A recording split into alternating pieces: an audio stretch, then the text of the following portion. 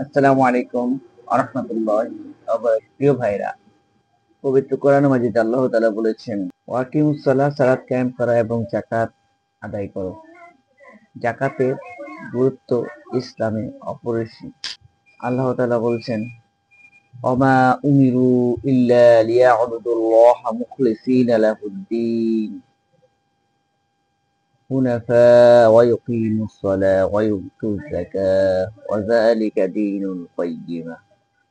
আর তাদেরকে কেবল নির্দেশ প্রদান করা হয়ে তারা আল্লাহর ইবাদত করে এবং তার জন্য দিনকে একনিষ্ঠ করে এবং সালাত কায়েম করে ও যাকাত প্রদান করে। এটাই হচ্ছে সঠিক দিন। সূরা বাইয়িনা আয়াতে আল্লাহ তাআলা বলেছেন, হাত্তা তাতিয়াহুমুল বাইয়িনা।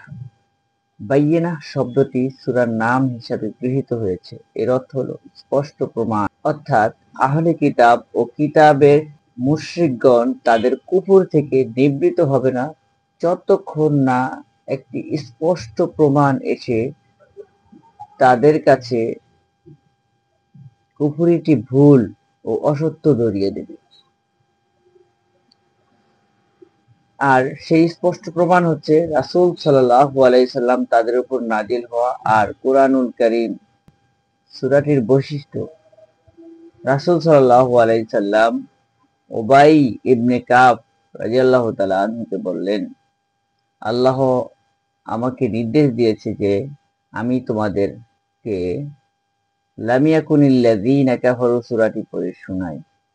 উবাই ইবনে কাব বললেন, তোমার নামে কি আপনাকে বলেছে? রাসূল সাল্লাল্লাহু আলাইহি ওয়াসাল্লাম বললেন, হ্যাঁ, তোমার নামেই বলেছে। উবাই ইবনে কাব খুশিতে কেঁদে ফেললেন। হাদিসটি সহিহ মুসলিম এবং বুখারীতে রয়েছে। বিষয়বস্তুর মূল বক্তব্য, রাসূলের আগমনের প্রয়োজনীয়তা, মানব জাতির দুর্ভোগ, একদল শ্রেষ্ঠ হচ্ছে মুমিন, আরেক দল নিকৃষ্ট হচ্ছে কাফির, আহলে কিতাব ও মুশরিকদের ভ্রষ্টতা এবং বিপদগামীর কথাও তুলে ধরা হয়েছে। মূল ব্যাখ্যা, তো আয়াতে আল্লাহ তাআলা মানুষকে যে মৌলিক নির্দেশনা দিয়েছেন সেটি হচ্ছে আল্লাহ সুবহানাহু ওয়া তাআলা প্রদত্ত দ্বীন বিধানই তারই জন্য নির্দিষ্ট, একনিষ্ঠ ও দাসত্ব নিষ্কৃত ইবাদত করবে। আর এজন্যই মানুষ ও জিনকে আল্লাহ তাআলা সৃষ্টি করেছেন। এর মাধ্যমে আল্লাহ তাআলা তাওহীদুল উলুহিয়া বা ইবাদতের আল্লাহর একত্ববাদ প্রতিষ্ঠা করা, আল্লাহ সুবহানাহু ওয়া তাআলার একমাত্র ইবাদত গ্রহণ করার পরপরই সালাত ও যাকাতের কথা বলা হয়েছে। মহান আল্লাহ রাব্বুল আলামিন বলেছেন, ওমা উমিরু ইল্লা লিয়া'বুদুল্লাহা মুখলিসিনা লাহুদ-দীন হুনাফা।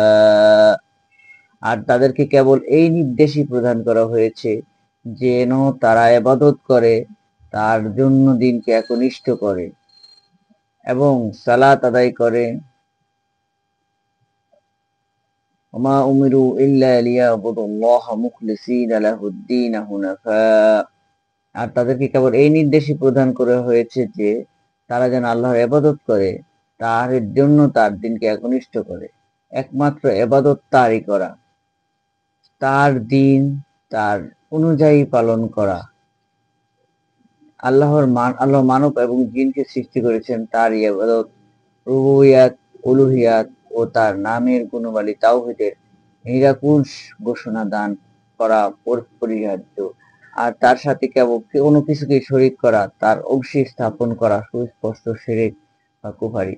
খাঁটি ঈমান আনা, ঈমান পোষণ করা ছাড়া শিরকের গুনাহ আল্লাহ তাআলা ক্ষমা করবেন না। মুশরিক ও কাফের আহলে কিতাব সত্যিকারে ঈমান গ্রহণ করে তারা চিরস্থায়ীভাবে, মুশরিক ও কাফের আহলে কিতাব যারা সত্যিকার ঈমান গ্রহণ করে তারা কি চিরস্থায়ী কাফের থাকবে? আল্লাহ তাআলা আকিমুস সালাহ এবং তারা সালাত কায়েম করবে, অর্থাৎ তাওহীদের ঘোষণার পরপরই সালাত কায়েম করতে হবে এবং যাকাত আদায় করতে হবে। আয়াতে আল্লাহ তাআলা ইসলামের মৌলিক রোকনের ৩টি রোকন তুলে ধরেছেন।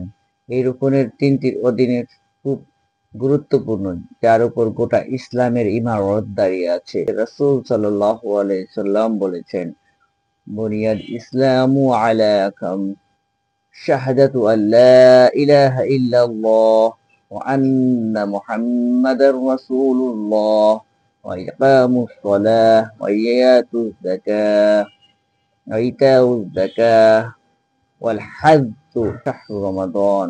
ইসলামের বিধি হচ্ছে 5টি। একথা সাক্ষ্য দেওয়া যে আল্লাহ ব্যতীত কোনো ইলাহ নেই, মুহাম্মদ সাল্লাল্লাহু আলাইহি সাল্লাম আল্লাহর রাসূল। আর সালাত কায়েম করা এবং যাকাত প্রদান করা এবং হজ এবং রমজানের সিয়াম পালন করা।